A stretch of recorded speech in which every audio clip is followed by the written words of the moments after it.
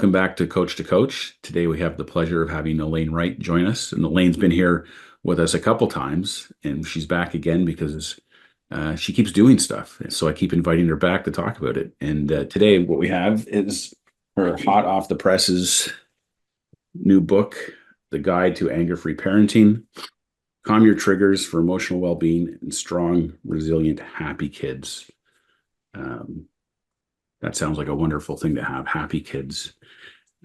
So thanks for joining us today, Elaine. I'm so thrilled to have your book here. And for those who have been watching my stuff for a long time, you know that Elaine and I have done a lot of stuff together, Coaches Exploring Clarity, Insight Games, and a bunch of other stuff. But I couldn't be happier for Elaine to have this book published. And for me, I'm in Canada, Elaine's in Italy, and here I am thousands of miles away, holding in my hand a book that she's written, and with the miracle of Amazon, I'm able to have that book. I think it was like 24 hours after I ordered, boom, it's at my front door. So I love it, and I can't wait to talk to you about it. So welcome, Elaine. Thank you so much, Greg, and it's good to be here. And just for anybody who may be watching, Greg's my #1 fan, but I'm his #1 fan. So right back. So it's great to be here. Nice. So this is similar questions to what I usually ask, but obviously slanted towards the launch of your book. So the first question, what first sparked your interest in writing this book? I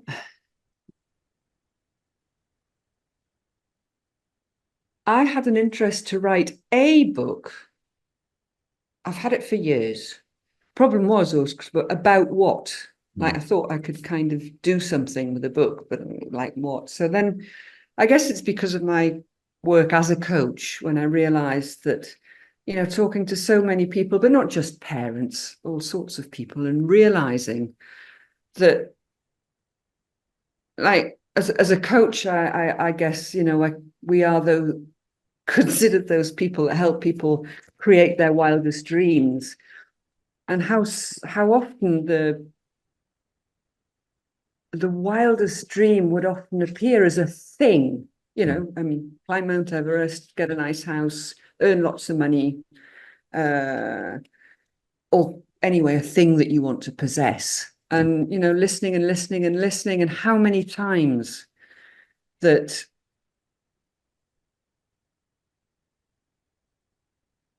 perhaps during a coaching session or just talking to people that people don't get to that dream. They don't get it, you know, and I, you know, came to realize that what most people really want is a feeling. And what's the feeling? Well, the feeling is, you know, being calm, it's serenity, it's tranquility, it's peace, it's being easygoing, it's being kind, it's being courageous. It's a feeling anyway, however you look at it. And most people don't want to be feeling the flip side of that, you know, angry, pissed off, fed up with everything, and frustrated and overwhelmed and all the stuff that goes with that. Most people don't want any of that. So, but the thing was, what I noticed was that so many people kind of, well, yeah, they do get a glimpse of, you know, well, of course I want the big house and I want to be peaceful. You know, of course I want to climb Everest and feel success and this kind of thing.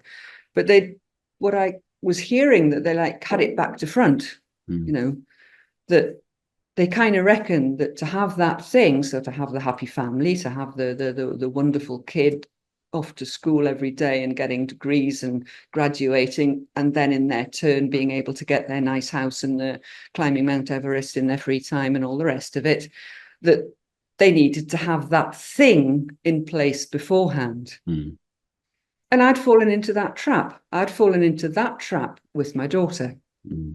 That was the thing. So as I'd fallen into that trap and totally messed up with overwhelmed frustration, huge lack of financial resources, the more of that I had, the more the relationship with my daughter was going downhill. And when the moment I realized that it didn't make sense to continue. The word is persecute, almost, or follow, persecute crazy thing-based goals. And when that did make sense to me, and I made efforts to actually do something about that, and realize that it was my heart that was crying out for one thing, and that was reconciliation, to be reconciled with my daughter, because we were like living under the same roof and light years apart. And that's not nice, peaceful, serene, easygoing, happy, kind, or anything. There's none of that in there.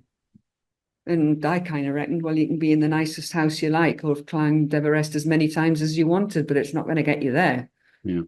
And that had become my wildest dream.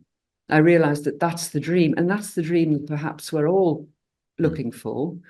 And as I reconciled with my daughter and became a coach, then I knew what my book was going to be about. So, bit of a waffle there, Greg, but that's what sparked the interest in the book. Yeah. Yes. Well, and I'm sure many parents, including myself, can relate. So tell us a little bit about the book, who it's for, beyond the obvious of parents, and how you see it helping people. What's the main message or Yeah. Well, yeah, as you said, mainly for parents, as the title would suggest. And I did indeed write it with parents in mind. It was actually some of the reviews I got on the book. People coming back to me was like, oh, I'm a teacher, I'm not a parent.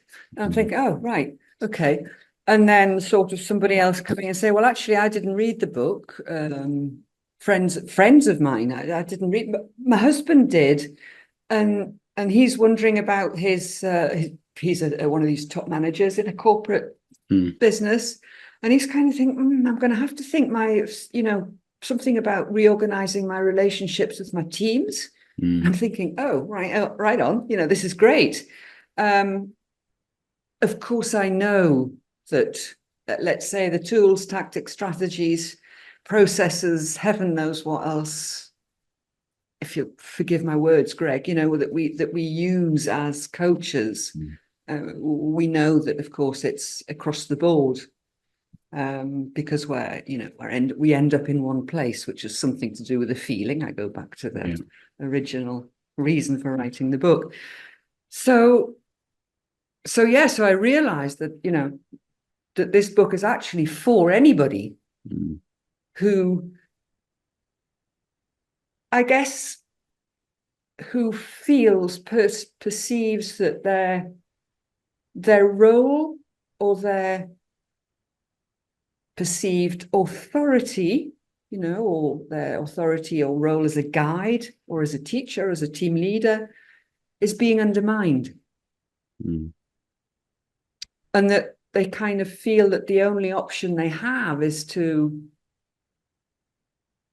deal out discipline, make more severe rules, shout louder,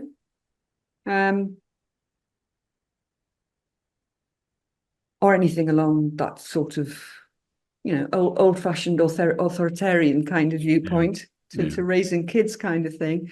And it's, and it's for those with that feeling, overwhelm, frustration. Like, I've tried everything, and now what can I do, sort of thing. Like, there's nothing left to do. So even a kind of glimpse of, hopefulness that there is a solution. That's because I guess we've all been there at one point or the other. So the book is about finding a way to do that, finding a better way to doing what you're actually doing right now. Dead simple. It's nothing, there's no, I do go into a few sort of tech details kind of thing, but basically it's about, I guess, the main line, and in a few words, it's about, first of all, understanding yourself. And in this case, and specifically, it's about understanding the roots of anger, where they come from. Why do you get so angry in the very first place? and it's about finding out that there's never the only cause can never be yourself. Yeah. You know, and we'll always find a way perhaps to convince ourselves or make pretty damn sure that, like, we're not to blame. Yeah. We've got nothing to do with this.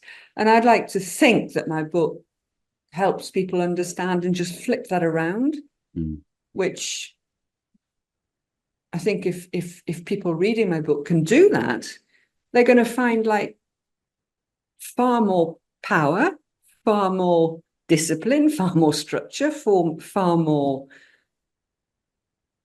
much more love, kindness, and definitely far much more connection, which seems to be, disconnection seems to be driving the world today. And I have a bit of a sort of a kind of instinctive, very basic, very sort of caveman approach to this. You know, we are born into something that needs people. Like, we'd be just useless on our own. We wouldn't be able even to reproduce if we were on our own. So like the whole concept of disconnect just gets knocked on the head. Like, we cannot survive without another person. So it's kind of my idea that if survival means living beyond, if survival means much, much more than just survival in the usual sense, but it means living your best life, and it means creating a life, a family, a structure that's going to leave a legacy. It's going to leave a legacy to your own kids, to their kids, and way beyond, and even to your next door neighbor if you go talk to them in the style that the book is written. I mean, that's where I'm aiming for.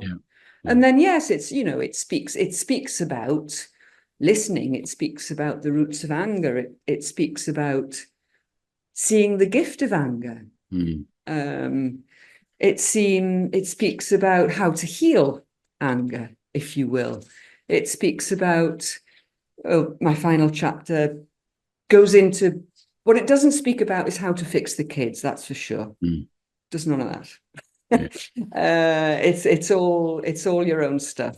You know, I don't really, but I bring in examples. The introduction includes, you know, where I came from, where this whole thing started off, which was just one I'll just very briefly outline here, that tragic moment that my hand reached half an inch in front of my little baby girl, 8-year-old's face, because she dropped her socks next to the laundry hamper instead of inside it, you know. And then I just threw a full wobbler, which I explain in my introduction, and how I knew that person that did that, you know, in front of a little frightened face, bless her, that person wasn't me.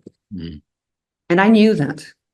And I'd love everybody to know that when they do these kind of things, you know, they get just way beyond what's kind of, let's say, normal discipline, or, you know, setting a few boundaries or this kind of thing. When we've gone way beyond that for whatever reason,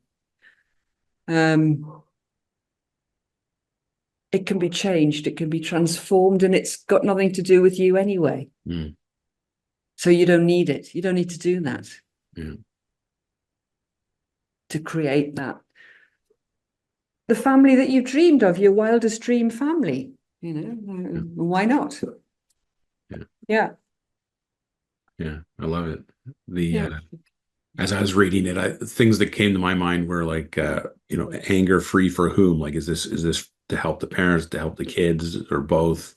And like you said, you know, it's not about fixing the kids, but you know, you lay it out, or it was fairly obvious to me, like, by better understanding anger, where it comes from, what it really is, what it isn't, all those things, and subsequently providing a home that is less filled with those feelings, the trickle down effect for the kids just happens anyways, right? Yeah. So and I love that you mentioned the gift of anger, because I think, anything negative like anger or any negative emotion or whatever, most people would never have thought of those things as gifts, or even terrible things that happen to us in our lives, or bad circumstances, things. There's Yeah. I suppose it's some might say it's an enlightened way of looking at things, but what's the gift in it? Yeah. Is one way to Yeah. look at it. Yeah, and I like what you're saying as well, Greg, because the idea, and when I wrote that, the gift of anger was obviously my understanding of what a gift is, but more than anything, just the very idea that, anything that we don't like as a feeling, Mm. we're naturally made to kind of get up and run, or we don't want it, push it away, don't want any of that. Yeah. And yet anger can be something that we're faced with, even some people on a day-to-day basis. Yeah. So, my goodness, you're basically running around in circles. Mm. So the idea with, and I can't remember which chapter that in, could have been chapter 3 or 4, I can't remember. The idea is that, oh, well, this is something I can actually move towards. Just the concept in the word gift. Mm. Yeah, oh, darling, come home tonight. I've got a gift for you. And they're like knocking on the door, Yeah. But, if say, hello, darling, come home, because I'm just going to shout at you loudly. Yeah. What happened to curfew times? Yeah. Like, what do you expect? Yeah. I'm not suggesting that you would encourage children with treats or prizes or monetary rewards because they do things. I'm not suggesting that at all. But I'm suggesting that the idea, the feeling around a gift would, at least in my head, would entice me to actually go and investigate further rather than just avoid it. And I get the feeling in today's world as well, and we've got a lot going on. And the fastest way, we believe, to feel slightly better, let's say, is to avoid things often. Yeah. That's the common practice. But here it's actually, I'm hoping that it's encouraging people to have a look at this, because it might be okay. Yeah. It might be good. Yeah. There's something in there for us. That's the idea. Yeah. One of the things I really enjoyed about reading the book too is it helped me. Well, it made me reminisce. My kids are 20 and 18 now, so I was thinking back to all kinds of scenarios and situations that I had as a dad with them growing up, where I could see myself in the stories you were sharing in terms of anger and rage and triggers and and kids are often the masters at pushing buttons and so on. So it was cool to kind of look back at those situations in my own life with new eyes and a new perspective. It was quite helpful. Yeah. I hope with my examples, not only the idea of looking at life with a new perspective, but also in my very own example at the beginning, and then the other ones which have been of my clients. Some of them actually haven't even been clients. They've been friends, conversations with friends or observations of friends with families and what goes on, kind of thing. And my hope is, that if I put that on paper, and because it's in a book, somebody can just get a glimpse into, of hopefully there will be something that resonates in there for each person that reads it. Yeah. In the privacy of their reading, because sometimes that's just, I think we all know what we want, we all know what we don't want. And I'm kind of reckoning that, generally speaking, most people don't want to be brutally triggered by their forces of anger. Yeah. They don't like that. No. Whatever the consequences and whatever their logical reasoning for doing it. Like, oh yes, it was fine. They did that, so they are going to get punished, and I am going to shout at you right now. Yeah. Yeah. But I just cannot believe that whoever does that, whoever they are, actually enjoys doing that. Yeah. But, and again, because as human beings, it's also difficult to look at yourself and say, well, I did that, because that doesn't feel very nice either. Mm. So I'm kind of wondering that if I put these to words, somebody in the privacy of their own home, they don't even have to come to see a coach. They don't have to talk about it to anybody, but they'll get a glimpse of something that'll resonate and say, oh, God, yes, I do that. Yeah. And they'll, maybe read on and see that there is a solution, but not only see there is a solution, but see that you're okay. You're a human being. You're just fine as you are. You'll be good. We can see through this, which immediately I'm imagining will be a start to say, well, if I don't even, if I can see this, I can sit here on my little sofa, read my book, and I can do this. Well, then I can do something with the anger as well. Then, like, to me, it sort of makes sense. Yeah. So the idea of that being in a book with the various examples and my very own example, it's sort of soothing to know that, you're okay there. You're not different. You're not unusual. You're not some heinous criminal that's done something desperate. You're just being a human being that's got a lot on your plate at the moment. Hey, we can deal with that. Yeah. Well, that's another thing I got from the book was the theme of innocence, both for the parent and the kids in terms of behaviors and emotions and things. There's in coaching we call it psychological innocence, but we're all just the kids and the parents. Everyone's just doing the best they can at their current level of understanding. And I think a book like this helps people see things differently in a new way and have a deeper understanding of what's actually going on. Yeah. And again, it's okay to be that way, but if it doesn't work, it's not okay. But it's up to you to do something about it, and something can be done. That's kind of the message. Yeah. Should you want to? Yeah. Well, even the title, I love the anger-free parenting. Like, there's hopefulness. Yeah. I'm sure there's plenty of parents out there that can't,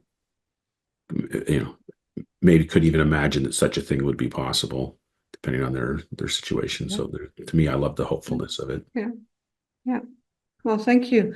And, anger in general, and hopefulness in general as well. Yeah. So maybe, and I have a lot of teacher friends who are giving great feedback with this, saying particularly because sometimes, especially when they're not your kids, Yeah.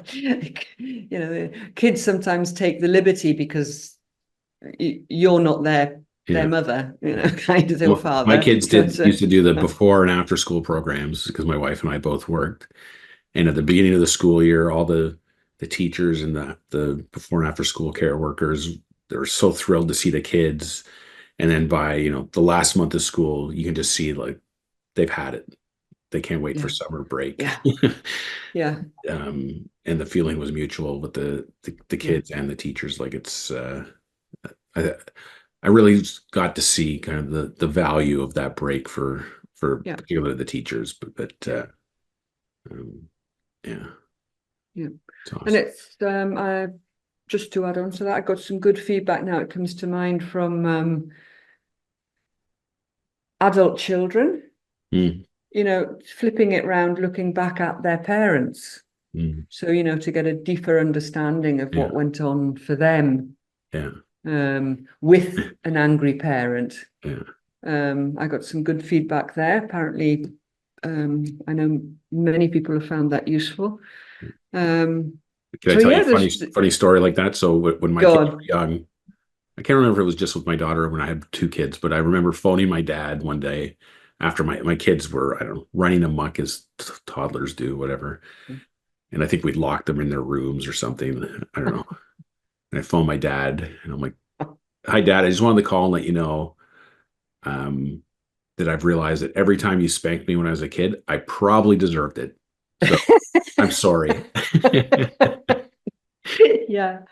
It was like, I Yeah. could see Yeah. through, it's funny you say, like, as adults, you look back at your own childhood with and your how your and you realize what a run for their money you gave your parents. Yeah. Oh, yeah. Yeah. Yeah. I mean, yeah, and as you speak, I'm remembering one of my mum's, recurring theme. She'd be furious with me over something. And then she would, her final words would be, "Oh, Elaine, you're enough to make a saint swear." And if you imagine, but as time goes, so like we Yeah. didn't use, my mum would never have used any F word or Yeah. anything like that. So like that was the worst Yeah. thing that she could actually say to me, But looking back on that, I said, bless you, mum, that must have Yeah. been so difficult because, yeah, Yeah. kids do things. Yeah. And there's another thing perhaps that I hope my book has put across, is that the point, kids do things, Yeah. but it's nothing to do with you Yeah. as a parent. Yeah. Kids do things because they want to learn, they're investigating, they're curious, they're naturally, yeah, curious is the word. They're not naturally devious, destructive, or evil or Yeah. inherently bad. They're just naturally curious, and they end up doing some even dangerous things. Yeah. So it's our job just to guide them away from there, Yeah. not necessarily regulate it, let's say, is to inform them, guide them, teach them, help them grow. Yeah. That's our role, and it ends there. But Yeah. the moment we get caught up thinking that, firstly, that they are the cause of our anger or frustration or overwhelm or anything else, and secondly, that the the children's doing in some way reflects the parent's identity, the moment that we get confused there, Mm. again, where we'll come up against a brick wall. Yeah. So that brick wall needs to be broken down. Yeah. Needs to be, yeah. I know we've talked a lot about different elements of the book, but if there's one thing that you want people to take away from the book, if there is such a thing as the one thing, what comes to mind? What would that be?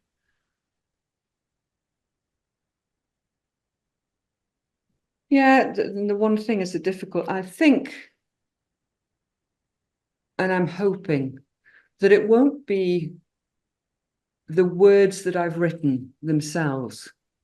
That it's almost as if, well, I have nothing to teach you and I have nothing to tell you, Mm. but I'm hoping that the words will spark insight, Mm. and that there'll be the insight that the parent or reader take away that'll bring about a change. Yeah. That's what I'm hoping. I love that. And I mean, for anyone who's going to read the book, um, read it with the intention of having insights, beyond have your radar on, Yeah. so to speak. That's Yeah. Yeah. yeah, I love it. Cool. Well, just to wrap up, how can people get a hold of you and where can they find your book? Oh, well, they can find my book in all Amazon stores, so in all the marketplaces across the world. And they can write to me. I know, Greg, you're the tech man on this as well, so you'll stick up the address here below. Yeah. Elaine Coach-Wright at gmail.com. Perfect. And I know you'll put the link in as well. Yeah. It's a universal link, so it'll go to your marketplace. Great. And we're going to create a page off coachingplease.com/Elaine Wright book. And you can find the link to the universal Amazon link there and all that good stuff. So Anyway, Fabulous. thanks so much for sharing with us today, and congratulations again on publishing your book. And I know it's going to help make a lot of happy parents and happy kids. So the world will be a better place for it. So thank you. Well, thank you, Greg. Thank you so much for having me here. Yeah, my pleasure. It's been great. Thank you. All right. We'll see you again soon.